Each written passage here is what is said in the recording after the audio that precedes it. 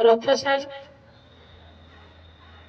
ନିଜ କ୍ୟାରିୟରରେ ସିଏ ଆମ ବିଦ୍ୟାଳୟରେ ସଂସ୍କୃତି ଶିକ୍ଷକ ରୂପେ ସିଏ ଆସିଥିଲେ। ଆମେ ତାଙ୍କୁ ହୃଦୟର ସହିତ ସମସ୍ତେ ଗ୍ରହଣ କରିଥିଲେ, ମେଳା ଦେଖିଲେ ମଧ୍ୟ। ଆଜି ସେ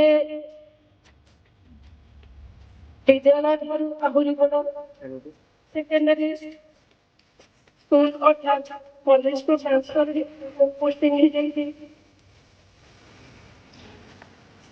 ତାଙ୍କୁ ଅର୍ଥରେ ସେ ନିଜେ ଭାବରେ ଅଗ୍ରଗତି କରୁଛନ୍ତି।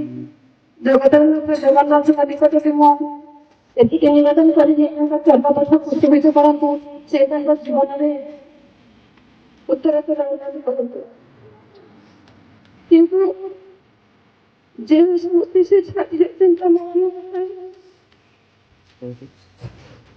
ଆମକୁ କଷ୍ଟ